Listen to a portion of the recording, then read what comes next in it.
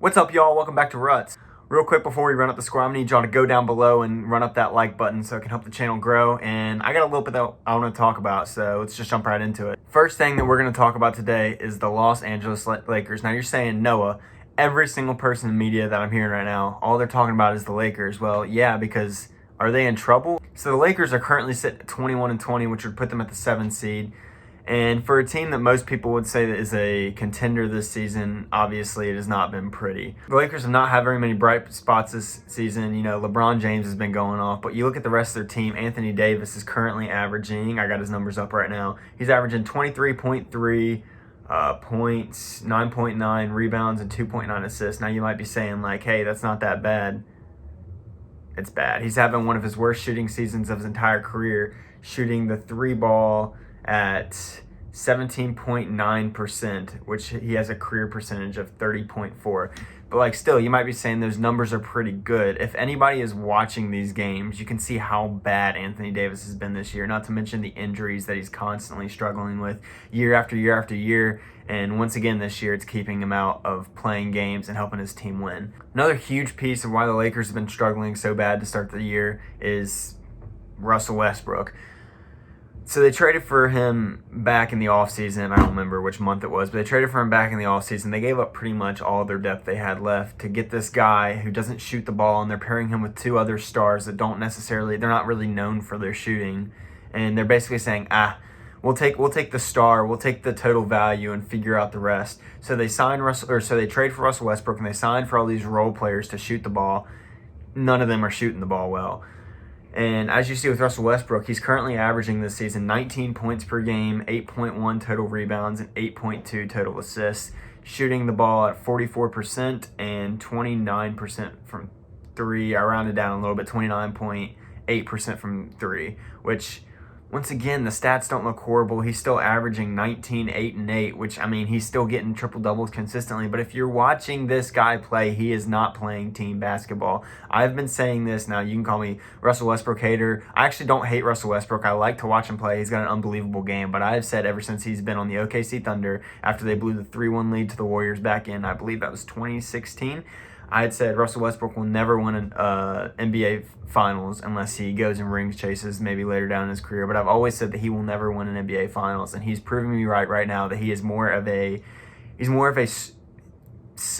don't want to say selfish, but he goes after his stats more than plays team ball. If he sees, I can make this this pass to the guy who's going to pass to the open guy and maybe get a bucket. Sometimes Russell Westbrook will be like, nah, I'm just going to do it myself. I'm going to get my own numbers up. And I'm not saying he's necessarily thinking about that, but that's kind of how it seems sometimes. I think he more or less just tries to make the play himself. And one thing that I think would really elevate this Lakers team is if Russell Westbrook really learns his role and basically learns that he's not going to be the star player on this team. He needs to learn his role. His MVP days are over. He's still an incredible player. He needs to kind of do what Carmelo's doing. Obviously, Carmelo's not the player that he once was, but he's kind of turned himself into like a really good role player. Obviously, Russ isn't like a six man or anything at this point. He's still a really good starting quality point guard, but he's not going to be that number one option, taking all the shots, everything going through him, being the MVP candidate that he once was. And I think once he realizes that could really help elevate the Lakers play. In terms of which side of the ball is killing the Lakers, both. I would say mainly the defense.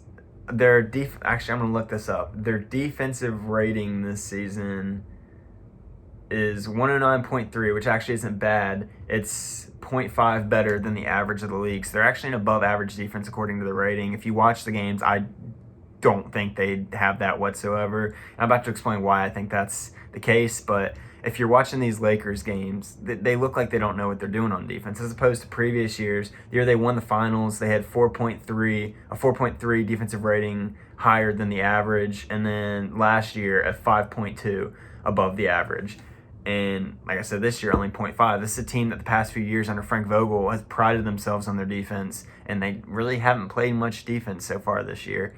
As for their offense, it's also a problem. I think, honestly, their defense is worse than their offense, but according to Basketball Reference, they have a 108.8 offensive rating, which is one below the average of the league.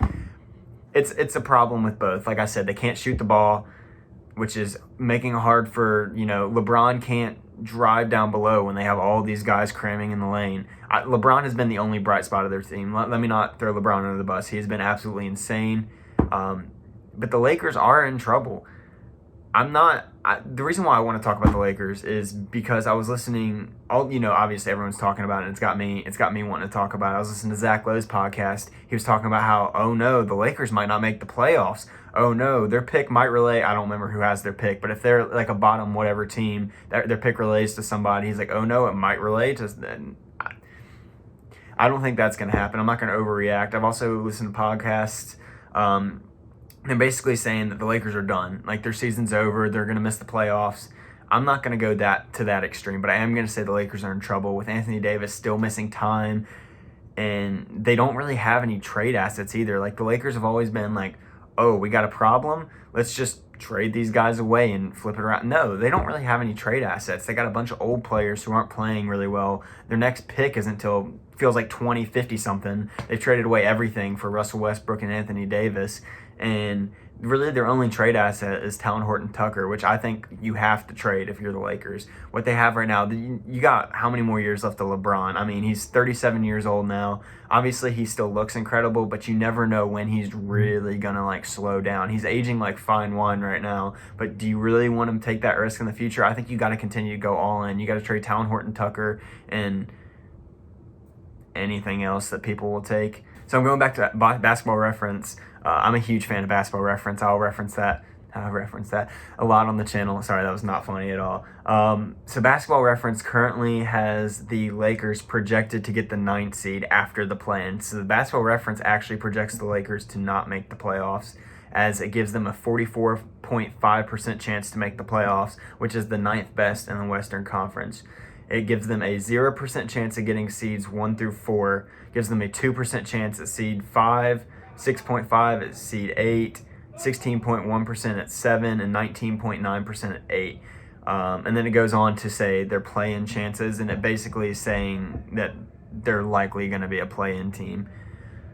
This is a team, at the beginning of the season, we were talking about our contenders out of the West. You're talking about, some people saw the Warriors. I think for the most part, a lot of people saw the Warriors as being pretty decent. I don't think people would have put them up there with the contenders though. But you look at the contenders that people had going into the season. People had the Los Angeles Lakers, the Phoenix Suns, possibly the Utah Jazz. I always thought they could have been a contender, but being a small market team, people weren't completely set or sold on them going into the season. But out of those 3 teams, the Lakers now have a 0.1% chance to win the NBA Finals according to Basketball Reference. 0.1. They were probably, I don't know if they're the general favorite coming out of the West going into the season, but they were definitely probably top 2 with the Phoenix Suns. Maybe the Warriors were thrown in there too. I don't know. But they were definitely one of the top teams that people expected to get to the finals. And now Basketball Reference gives them a 0.1% chance of winning the conference and also a 0.1% chance of winning the finals. Now moving on to my next point. And this is something that I actually heard on, I believe it was Zach Lowe's podcast. I don't know. I listen to a lot of podcasts. But this is a stat that I heard, and it really surprised me. So I had to look up myself.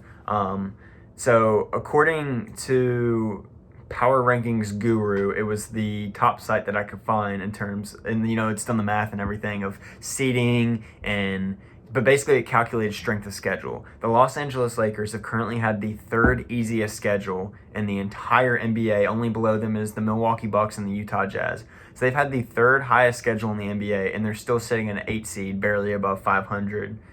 For the season. So then you look at their remaining schedule strength, and they have the 4th hardest schedule in the entire league for the remainder of the season. So they've had an easy schedule with a really hard schedule coming up, and they haven't been winning games. So going into the Anthony Davis injury in mid-December, I was kind of saying that, the next several games, they had the Timberwolves, they're an okay team, they lost. Yet they had the Bulls, good team, they lost. They had the Suns, they lost. But then they had a little stretch. They got the Nets and the Grizzlies thrown in here. But they had a little stretch with the Spurs, Rockets, Trailblazers, Timberwolves, Kings, Hawks, and Grizzlies again. And a lot of those games are very winnable games. And I said that a lot of these games were going to come down to whether or not the Lakers could still contend. I figured that if they lost a lot of these games, they weren't really going to be able to contend because there's still some easy games in these past few games. And so in that little stretch, they did exactly what I said they needed to do to pretty much keep hope alive with as easy as a schedule they've had and as hard as they were going to have. I knew they needed to win a lot of these games, and so they beat every single one of these teams except they lost to the Grizzlies twice, and I don't think I mentioned the Nets. They lost to the Nets and the Spurs.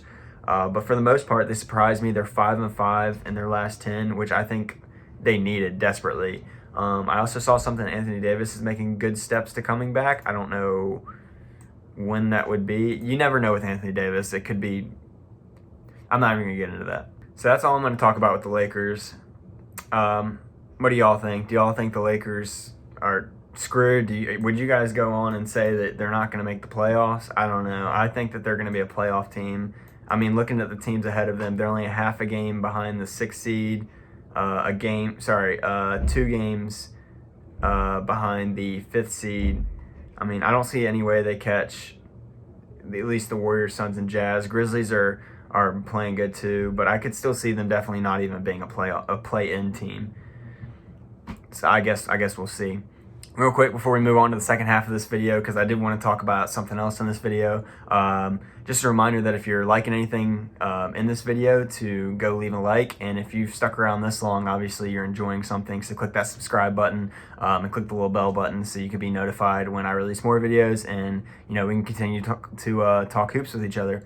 All right, so the last thing that I want to talk to you guys about is Klay Thompson's return. Now, I actually had people in my Twitter. Now, I'll leave my Twitter in the description if y'all want to go follow it. But I actually had people in my Twitter basically saying, like, oh, it's not that big of a deal. It's a random regular season. Klay's not going to look that good. Give him a couple months to where he looks good. But Klay came out and he gave us a show nonetheless. He scored 17 points in almost 20 minutes. He also had 3 rebounds, 1 assist, and 1 block, and he definitely put on a show. For anybody that watched the game, he came out right off with the very first shot for the Warriors, hit a nice little layup, got around his guy, hit a nice little layup. I will say every single time that Klay not necessarily shot the ball, but every time he drove inside to make a play last night, I say last night, y'all will probably see this. I'm recording this on the 10th. He played on the 9th. Y'all will probably see this on the 11th. So 2 nights ago for you guys. Every single time he took the ball inside, I did get a little scared inside. I mean, I don't know very many people that don't like Klay Thompson. I saw a poll on Twitter, and it was basically who's the most liked NBA player currently, and Klay Thompson actually won the number 1 answer. I don't know. It was on the 9th, so I don't know if it was because he was playing that day and he was just on people's minds or whatever. Regardless, people love Klay Thompson. He like I said, he put on a show. He was chucking up shots. He was not afraid to shoot the ball. His field goal percentage might have reflected that a little bit. But, I mean, he shot 30, I'm going to round up for him, 38% from 3 and 39% from the field, which is not horrible for his first game back. He also had a poster. I was going to wait to say that, but he had a pretty awesome poster. So it is nice to see Klay back on the court. It's been 900 something days since he's played. That's almost 1,000 days since he played. Like, imagine, like, this is something he works his whole life for, that his favorite thing to do, and he more than 2 years without playing. Ridiculous. But regardless, he came out, he put on a show. Klay Day was everything that was advertised, and it was a show. I'm glad to see Klay Thompson back. All right, guys, this is the end of the video. Let me know how it was, because this is my first video I've ever recorded. I'm probably still a little awkward on a camera. I'm literally recording on my phone right now. I've got my AirPod as a microphone, so maybe in the future we'll get an upgrade for both my camera, my setup, and everything. But for now, this is what we got. So let me know how I did. Let me know how I can improve. But yeah, we'll be back. I don't know. We'll be back probably within the next couple days. I'm going to try to get on a consistent upload schedule. And yeah, thanks you guys for watching to the end. Remember to leave a like if you saw anything you liked, and subscribe if you'd be interested in seeing another video. So anyways, thanks for watching. Peace.